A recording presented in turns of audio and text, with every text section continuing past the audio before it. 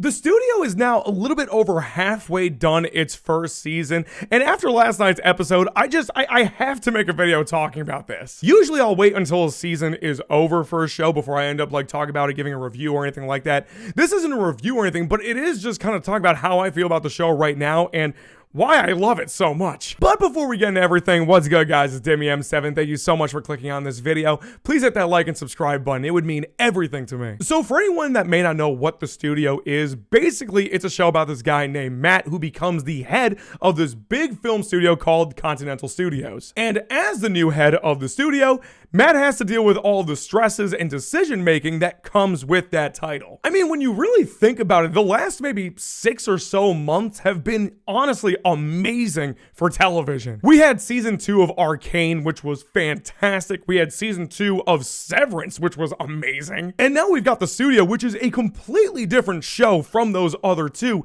It's just so wildly funny. Simply put, that's one of my favorite things about the show. It's just how funny it is. The very sharp and witty writing. I'm going to try my best not to spoil anything that happens in any of the episodes so far. So far, there are 6 episodes that have come out of the 10 for season 1. And basically, all you do is see a lot of this behind the scenes stuff that goes into deciding what movies are made, what movies aren't made, how they are made, who ends up actually making them, who's going to be in creative control. And it's just so great. It's basically a parody of Hollywood and the filmmaking business. The show really is a love letter to cinephiles, to people that love filmmaking and films and movies and the filmmaking experience, going to the movies. That's who the show is for, but honestly, anyone could watch this and become immediately invested and interested in it. Because Hollywood is such a giant landscape that really most people don't know too much about it because we only see the end product most of the time. We end up seeing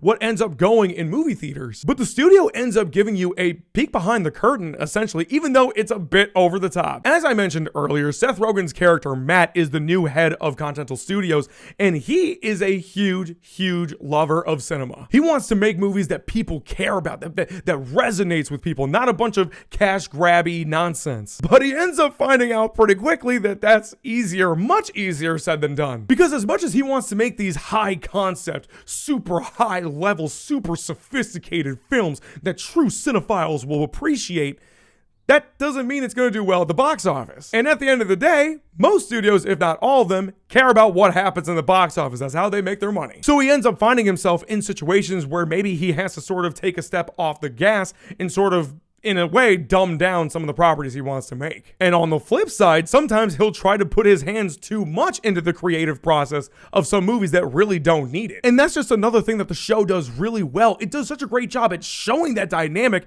in really creative and hilarious ways. Most of the episodes, if not all of them, have this sort of one-shot feel to them. They're not all just one shot. Sometimes you'll see some cuts every now and then, but a lot of the scenes and moments are really drawn out in one take, and it's so sick. The performances are fantastic from basically everybody in the cast. There's a lot of guest actors and guest directors as well that are in these episodes. Literally, Martin Scorsese is in the first episode and he's amazing. And you've got other big names like Greta Lee, Anthony Mackie, freaking Ron Howard. Because as much as the studio is a love letter to film and Hollywood and all that kind of stuff, it also isn't afraid to make fun of the industry. More often than not, you'll hear a lot of these guys being insulted. You know, some of these characters talk about other big celebrities behind their backs and, you know, saying all this kind of stuff. It's hilarious. And I also want to mention that pretty much every episode is around 30 minutes long. Not too long, not too short. It has the perfect sweet spot of just how much you want to have. The opening title sequences for all these episodes have a real old school classic vibe to them. And pretty much every episode has some great high beat music with a lot of trumpets,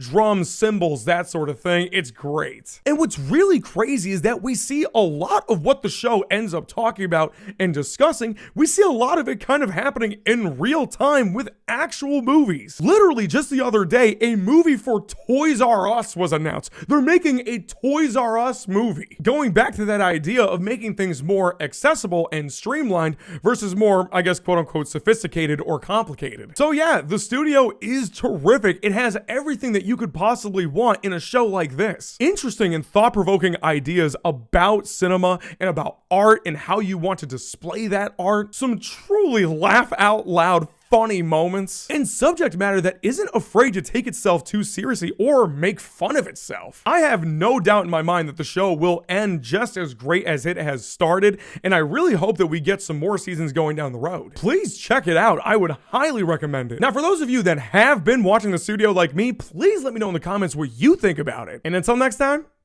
peace.